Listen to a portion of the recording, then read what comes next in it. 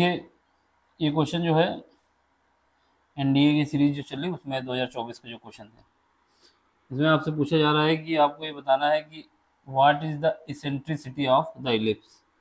Condition क्या दी गई है? कंडीशन ये दी गई है कि जो एंगल है स्ट्रेट लाइन किसको ज्वाइन करती है? फोकल को और एक्सट्रीमिटी ऑफ माइनर एक्सिस और जो फोकल को ज्वाइन करती है लाइन वो आपस में 90 डिग्री एंगल बना रहे हैं।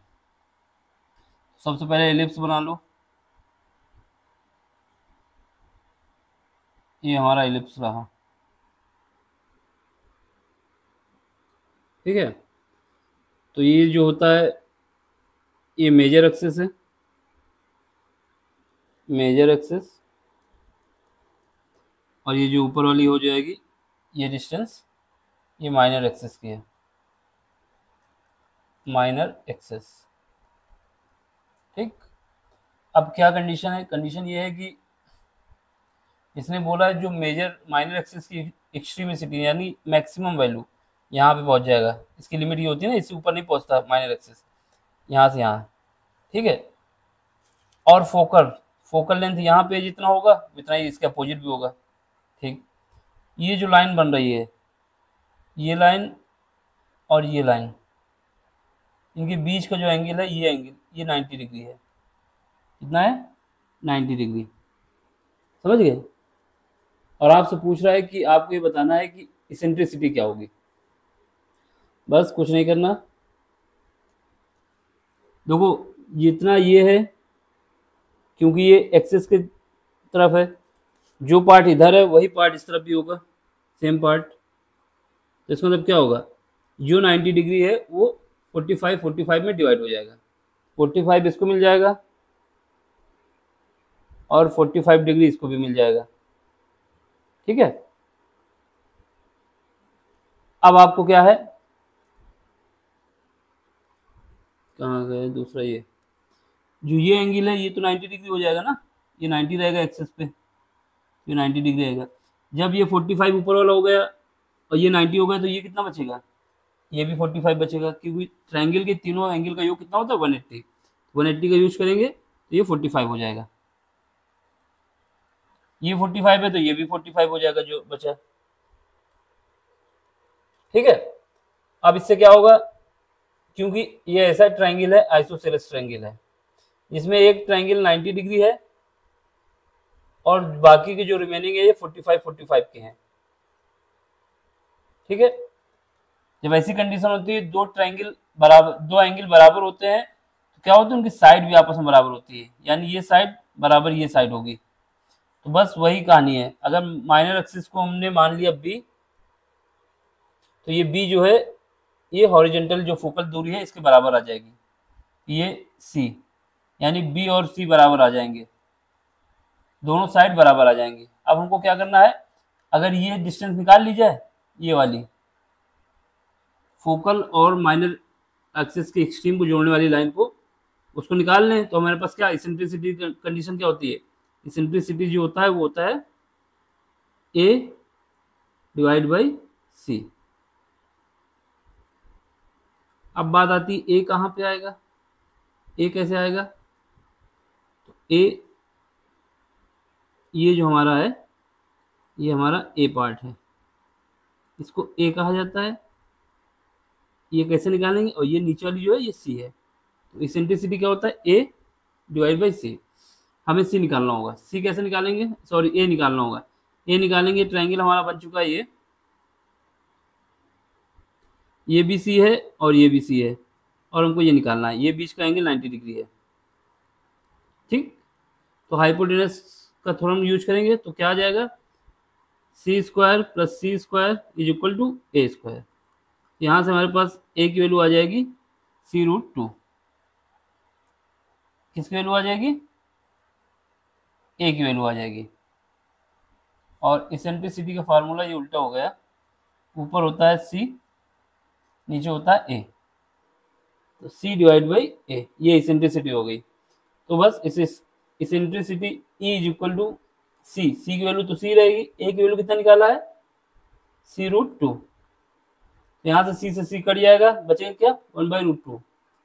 तो ये हमारा इसेंट्रिसिटी हो गई, E इज इक्वल टू 1/√2। तो आपका ऑप्शन क्या हो जाएगा? तो कौन सा ऑप्शन? D option. समझ गए? इसमें दो कॉन्सेप्ट थे, एक आइसोसेलेस ट्रायंगल बन जाएगा। आइसोसेलेस ट्रायंगल बनने के बाद इसकी जो माइनर एक्सिस है और जो फोकल डिस्टेंस है ये आपस में बराबर हो जाएंगी।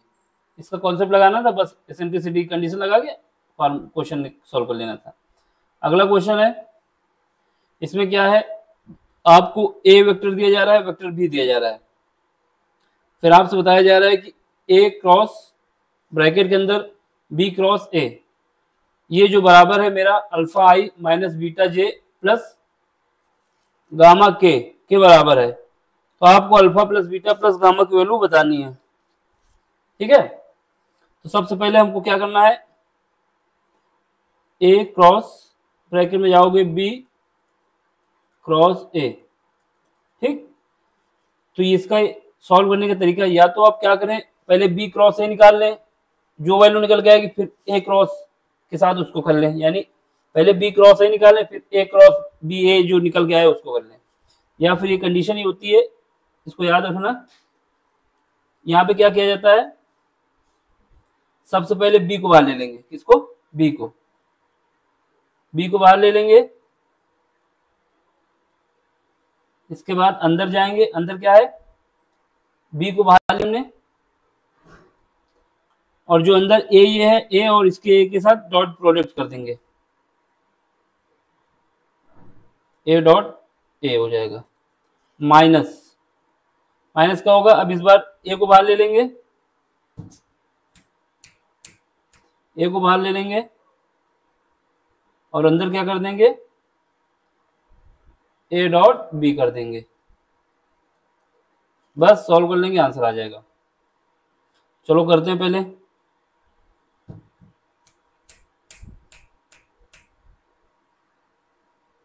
तो बी वेक्टर कितना है, अभी उसको ऐसे ही लिखते हैं बाहर ही। सबसे पहले ए डॉट ए निकाल लेते हैं, यानी ए को दो बार आपस में मल्टीप्लाई करना है। तब इसको करेंगे, कितना आ जाएगा, यहाँ पे साइड में करके देख लो। आई का, क्योंकि डॉट में जो होता है आई डॉट आई 1 होता है, जे डॉट जे 1 होता है, के डॉट के 1 होता है। बाकी जो पार्ट होते हैं, आई के साथ जे जाएगा तो 0 लाएगा, आई के साथ के जाएगा तो 0 लाएगा, जे के साथ के आएगा तो भी 0 आएगा, यानी जो आई है वो सेम वाला 1 देता है।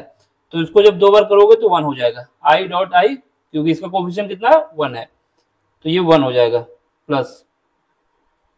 ठीक है, जे को दो बार करोगे माइनस है, माइनस प्लस हो जाएगा, ये भी 1 हो जाएगा। के का करोगे, के भी क्या है, 1 है, 1 का दो बार मल्टीप्लाई करोगे कितना आ जाएगा, 1 आ जाएगा, ये 1 आ गया, ब्रैकेट बंद। अब ये बी डॉट अभी बाद में करेंगे, पहले इसको कर लो। फिर यहाँ पे माइनस ए कितना है, ए को ऐसे लिख दो अभी। अब ए डॉट बी करना है, तो ए आई के, क्योंकि आई डॉट आई 1 होता है तो आई वाला कोफिशिएंट ले लो केवल 1, इसका भी 1 है और इसका भी 1 है, मतलब वेक्टर ए में भी आई का कोफिशिएंट 1 है और वेक्टर बी में भी आई का कोफिशिएंट 1 है, तो कितना आ जाएगा, 1 आ जाएगा प्लस। माइनस जे इसमें है और प्लस का 2 ये इसमें है, मतलब ए में जो जे का कोफिशिएंट है वो -1 है और जो बी में है वो 2 है, तो इसका जब मल्टीप्लाई करोगे कितना आ जाएगा, माइनस का 2 आ जाएगा, तो ये माइनस का 2 हो जाएगा। फिर के का कोफिशिएंट 1 है लेकिन माइनस के बी के साथ है, तो इसका कितना आ जाएगा, माइनस का 1 आ जाएगा। इसको सॉल्व करेंगे, अब हम क्या करेंगे, वेक्टर बी की वैल्यू रख देंगे, वेक्टर बी की वैल्यू रख देते हैं। वेक्टर बी की वैल्यू कितनी है, आई प्लस 2j माइनस के, और जब ये जो अंदर आया 1 + 1 + 1 3 हो जाएगा, माइनस यहाँ पे के आया है, सॉरी वेक्टर ए है, इसको ऐसे लिख देते हैं अभी। यहाँ पे कितना है, 1 -1 और +1 कट जाएगा तो कितना बचेगा, -2 बचेगा। ठीक है, अब हमें क्या करना है, 3 का मल्टीप्लाई कर देना है वेक्टर बी के साथ और -2 का मल्टीप्लाई कर देना है बी के साथ, सॉरी ए के साथ, तो ये माइनस इसको प्लस कर देगा, कर देते हैं, पहले 3 का मल्टीप्लाई इसमें कर दो, 3i plus 6j minus 3k। अब ये माइनस इसके साथ होगा तो ये माइनस को प्लस कर बना दो, ये माइनस काट देगा आपस में, ठीक है। तो सीधा 2 का मल्टीप्लाई कर दो, किसमें, वेक्टर ए में, वेक्टर ए है, यहाँ पे 2 का मल्टीप्लाई कर दो, 2i माइनस 2j और प्लस 2k। थोड़ा हैंग करने लगता है ना सिस्टम, ठीक है। अब इसको आपस में जोड़ दो, 3i और प्लस 2i कितना हो जाएगा, 5i हो जाएगा, 6j माइनस 2j कितना हो जाएगा, प्लस का 4j हो जाएगा, 4j हो जाएगा। यहाँ पे माइनस के है, माइनस 3k है और ये प्लस 2k है, तो ये कितना हो जाएगा, माइनस का k हो जाएगा। यही जो है हमारा किसके बराबर है, इसी की वैल्यू दी है alpha i minus beta j और प्लस गामा k, ये इसके बराबर है। अब इनके कोफिशिएंट को आपस में बराबर कर दो, यानी अल्फा की वैल्यू कितनी आ जाएगी 5, बीटा की वैल्यू कितनी आ जाएगी माइनस का 4, क्योंकि ये भी, हाँ ये माइनस का 4 आ जाएगी, और बीटा के बाद के की वैल्यू कितनी आ जाएगी, सॉरी गामा की वैल्यू कितनी आ जाएगी, गामा है ना, गामा की वैल्यू आ जाएगी माइनस का 1। सबको ऐड करो तो आंसर 0 आ रहा।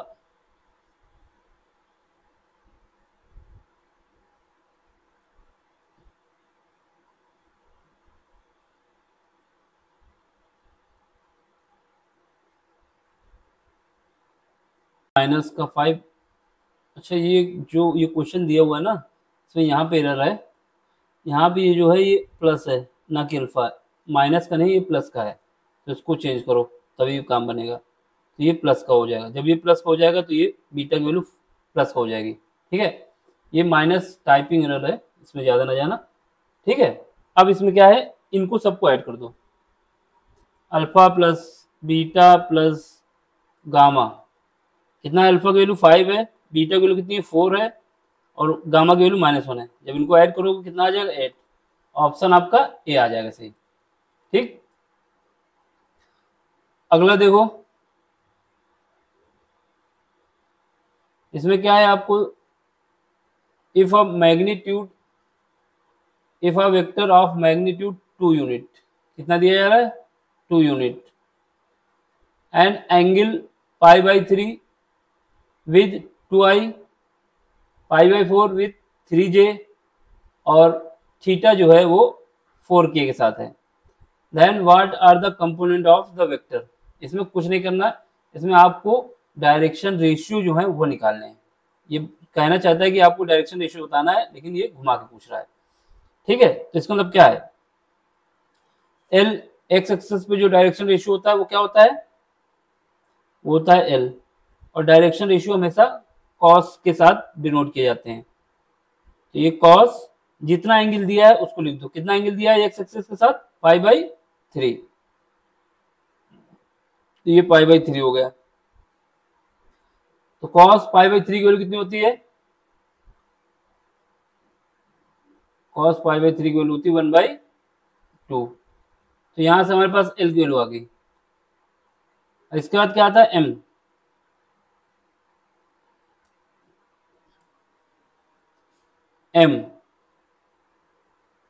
M क्या होता है, ये हैंग कर रहा भाई,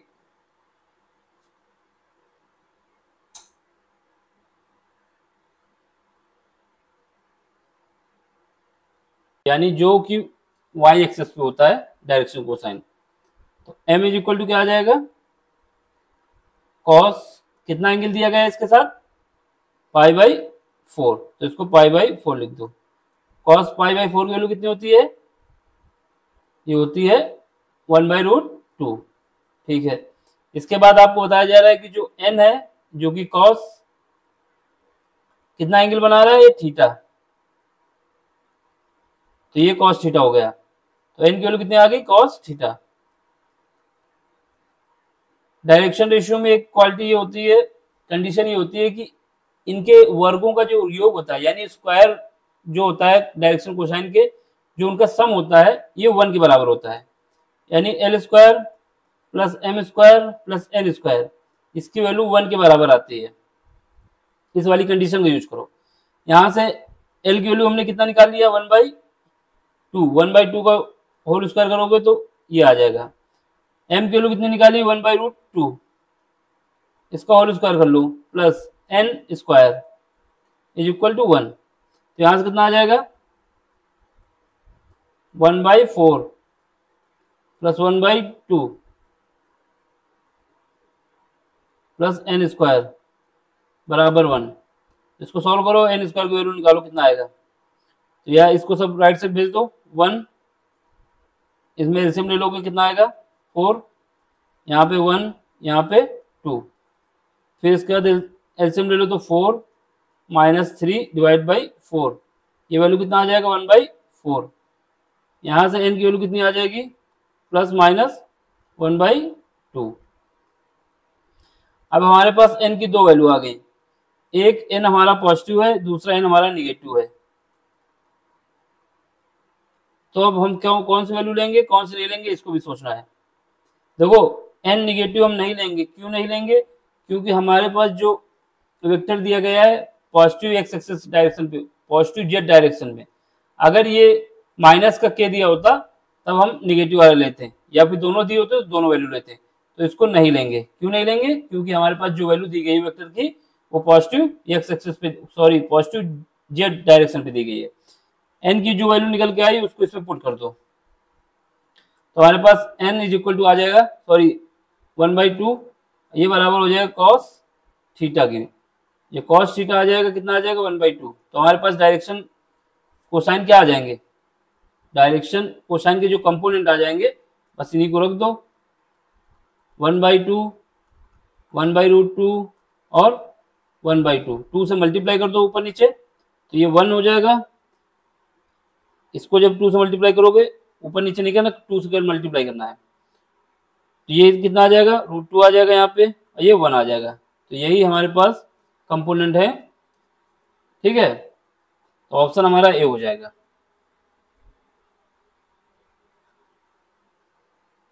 अगला क्वेश्चन देखो, अगला क्वेश्चन ये है कि आपको क्या कहे, consider the following with respect to moment of force. Moment of force की कंडीशन के साथ कुछ पॉइंट दिए गए हैं, इनके विषय में हमको देखना है। पहला पॉइंट दिया जा रहा है, the moment of force about a point is independent of a point of application of force. पहली बात, मान लो कोई दरवाजा है आपके पास, ये रॉड है, ये रॉड जो है अपनी एक्सेस के अबाउट रोटेट कर सकती है, ऐसे घूम सकती है, ठीक है, ये रोटेशन इसको हो सकता है, ये इसकी एक्सेस है। अब इसमें क्या करोगे, कोई हैंडल लगा दो जिससे इसको घुमाओगे आप, क्या कहते हैं, कब्जा कहते हैं, क्या कहते हैं, जिससे जकड़ा जाता है दरवाजा। अब एक यहाँ पे फोर्स, एक यहाँ पे, एक यहाँ पे, हैंडल से लेके इसको हम घुमाएंगे, जब इसको घुमाएंगे तो ये ऐसे जाएगी, ऐसे रोटेट होगी, यानी ऐसे इसको घुमा सकते हैं। तो यही कह रहा है, the moment of force about point is independent of the application of force. यानी यहाँ पे हम फोर्स लगाएंगे, जितना बड़ा हैंडल होगा, जितनी दूर से फोर्स लगाएंगे उतनी आसानी से इसको हम रोटेट कर लेंगे। एक फोर्स यहाँ पे लगा रहे हैं इस पॉइंट पे, ए पॉइंट पे, एक फोर्स यहाँ लगा रहे हैं बी पॉइंट पे, एक फोर्स यहाँ लगा रहे हैं सी पॉइंट पे। जब ए पॉइंट पे फोर्स लगाएंगे तो इसका जो फोर्स है वो कम लगेगा और आसानी से घूम जाएगा, बी पे लगाएंगे तो उससे ज़्यादा लगेगा, और सी पे लगाएंगे तो उससे ज़्यादा लगेगा, और जब यहाँ पे बिल्कुल इसके कॉन्टेक्ट पे लगाएंगे तो ज़्यादा ही फोर्स लगेगा। और ये कह रहा है कि जो फोर्स है वो जहाँ पर लगाते हैं वो उस पर डिपेंड नहीं करता, इंडिपेंडेंट है। ये तो बात गलत है क्योंकि ये डिपेंड करता है, तो ऑप्शन ए गलत हो गया। फिर उसके बाद the moment of force about line is a vector quantity, बिल्कुल बात सही है। किस डायरेक्शन पे लगा रहे हैं इस पे डिपेंड करता है। तो ये आई जे के कहीं पर भी लगा सकते हैं। तो इसका मतलब क्या हुआ, ये वेक्टर क्वांटिटी है, ये बात सही है। तो ऑप्शन हमारा बी हो जाएगा। तो इसका मतलब क्या हुआ, ये क्वेश्चन हो गए। अब इसके बाद जो होगा आगे मिलेंगे, आगे क्वेश्चन करेंगे। समझ में आया तो लाइक करें, शेयर करें, सब्सक्राइब करें। Thank you for watching.